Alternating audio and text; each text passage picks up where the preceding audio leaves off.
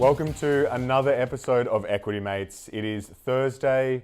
Always excited to be here and to join me. I've got Ren with me, my Equity Mates buddy Ren. Oh, we're getting towards the end of the week and Bryce is I'm already thinking about the weekend. Dreaming of the golf course. No, that is not true. Always excited to be here. It has been a big week, Ren. We've had Watch List Wednesday with Henry Jennings. Went into microcaps with Andrew Smith, and of course on Monday spoke about all things. I can't even remember what we spoke about. The week has been that big, but anyway. We spoke about sustainability. Sustainability under Biden, that's right. It has been a big week. But anyway, today we're discussing all things going public. So we've obviously, you can go through the IPO, initial public offering, but recently we've seen the rise of the SPACs, which we will go through as well. But of course, we can't go past the most recent event, which was Roblox, my stock pick of the year. Yes. Doing a DPO or direct public offer. Yes. So in this episode, we're going to cover all the acronyms: the IPO, the DPO, the SPAC. Yes. And so you'll know what they mean, but we'll also cover what happened last week. Because Roblox is a company that you may have heard of if you listen to the podcast or you've been watching this show from the very beginning. Bryce brought it to us as the stock of the year. A stock that a company I'd never heard of until you told us about it. Yeah. So we'll break that down and then we'll get into going public. Yeah. And sure. not going public with your escapades on a Saturday night. Completely stole my joke. Anyway, look, let's just start at the top. And you're right, Ren. Roblox was a company that I brought to the attention of the Equity Mates community, or particularly you at the start of the year. It was initially going to be doing an IPO towards the end of last year, early this year. For subsequent reasons, it changed to do a DPO. But Roblox is a sandbox company, which gaming company, which really means that it creates or allows its gamers to both play in and create environments within, I guess, the game itself. Minecraft is a similar comparison if you have heard of that. But Ren, the reason that I brought it as my stock of the year is because it's got some pretty phenomenal stats. And look, I'm not going to steal your thunder, but just tell us. Blow our mind. Sure. So if you haven't listened to the podcast, or I think we did this on the first AusBiz episode as well, it is now the #1 entertainment platform for children under 13 years of age. 50% of children aged between 9 and 12 play it in America on a weekly basis. Weekly basis, 50%. And that #1 entertainment platform, that's competing with like YouTube, Snapchat, TikTok, like... There's some big non-gaming platforms that it's competing with. Absolutely. Yeah. It's the fastest growing video game in the world at the moment. Currently has 150 million active monthly users, 35 million a day. To put that into comparison, it is beating now Call of Duty. It is beating, all of these games that are traditionally the #1 and 2 games for active players. So it is certainly stamped its mark. Yeah. Now, you might be very impressed by the user numbers in the game. I'm impressed by the financial side of the business. Savant over here. So January 2020, the company raised at a $4 billion valuation. Yeah. A year later... And I think that was Andreessen Horowitz. Okay. Yeah. Horowitz, Andreessen. No, Andreessen Horowitz. Yeah, cool. A year later, 2021, they raised at a $29.5 billion valuation. So massive growth from 4 to 29 in a bit less than a year. After the first day they were public, they were valued by the market at about 45 billion. Yeah. So they went from 4 to 45 billion in the space of 13 months. Unbelievable. Yeah. And Ren, that valuation came off the back of a DPO, direct public offering. So last week they hit the markets on the Wednesday trading session. And to give you an indication, usually there's big fanfare around an IPO. They ring the bell, that the price is set, and then it opens, and usually, hopefully, to the, the bankers and everyone who's got into a big pop. But unlike that, the DPO for Roblox, just at some point during the day, it became available to the public markets. Are you sure they don't ring the bell? I'm I not, haven't I'm not fact-checked that, but the New York Stock Exchange still gets the listing. Like, I'm not sure, they might but still ring the bell. it's low fanfare. It's definitely It's low low fanfare. Yeah. They just sneak onto the markets Yeah. let supply Surprise. and demand. Yeah, surprise, we're here. So they the reference price different to its listing price was $45, but at close of trade on the Wednesday, it was around the $69 mark, and I think that was when it closed, and giving it a valuation of about $45 to $49 billion. So pretty impressive growth from the $4 billion valuation that it had. Yeah. Now, there's obviously a lot of questions about what happens next for Roblox. It's massive in this particular segment of American children. Yeah. Yes. But can it expand beyond that market? That remains to be seen. Yeah. That's not what we're going to talk about on today's episode, although we will be watching it because you've picked it as your stock of the year. You've got us interested in it. But we're going to talk about the listing process because a direct public offering, it's relatively rare. Roblox was the 5th direct listing in the history of the New York Stock Exchange. Yeah, phenomenal. Yeah.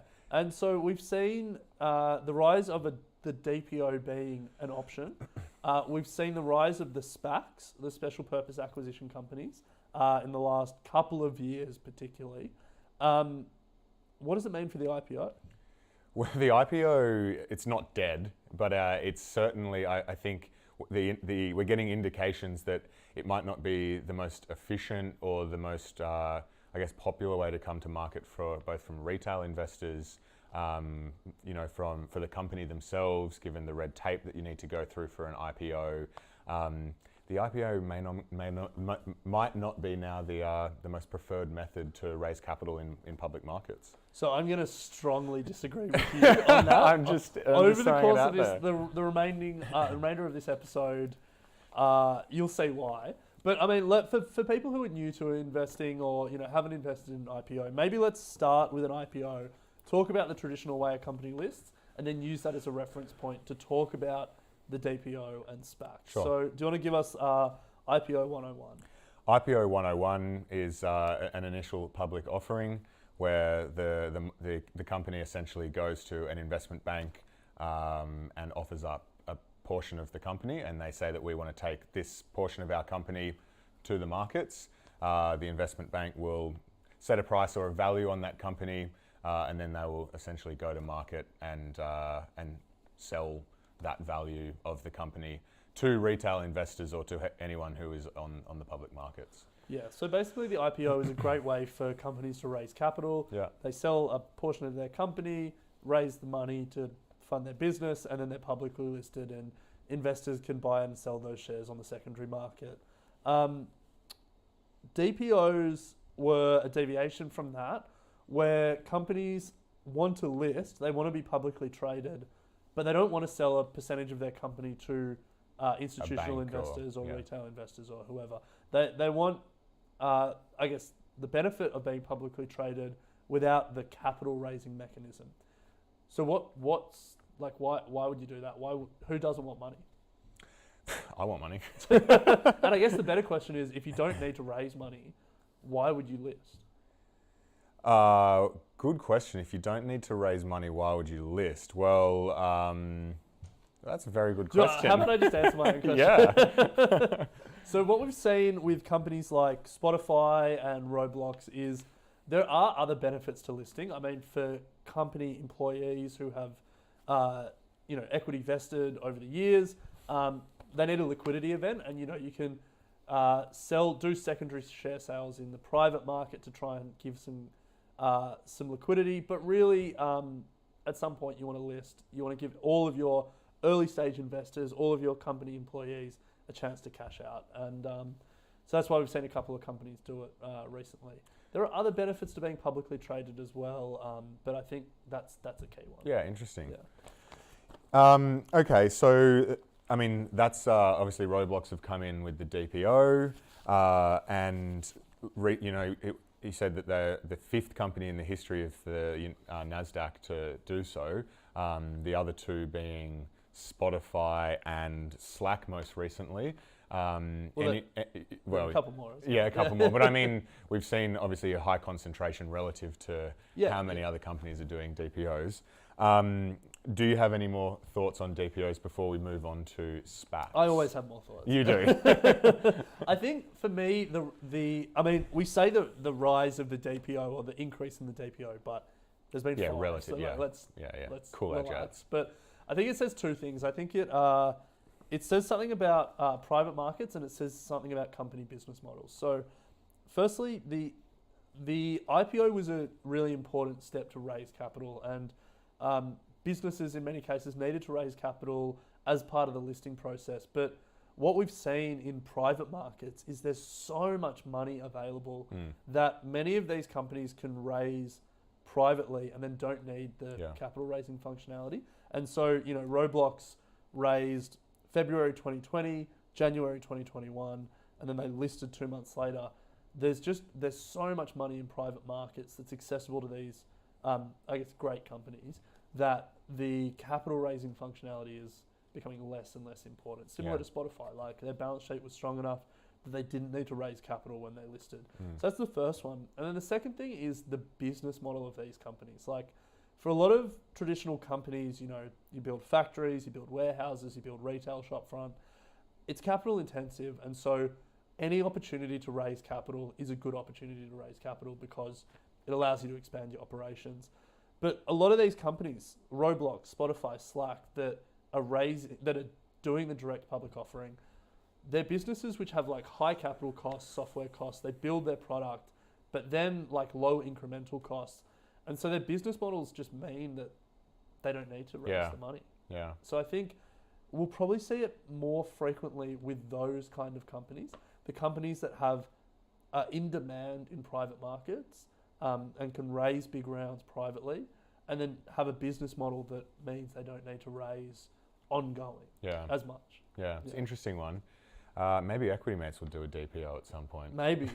Or we'll get acquired by a SPAC, which is the in vogue listing vehicle at the moment. Yeah, well, talk about a lot of money out there, and it certainly seems this is where some of the big fundies and funds are putting their money, which is the third and final way that we'll talk about going public, and that is the SPAC, Special Purpose Acquisition Company. Certainly more in vogue than the DPO of late because there have been some really significant deals and mergers being done in the space through special purpose acquisition companies. So I guess to take us through it, they're otherwise known as the blank check company. And really what it is a public company gets funded with a heap of money. And with the idea that they're really going to then take that money and go out and find a company that they want to merge with or buy out wholly, and then that merger inevitably becomes the company that you are invested in.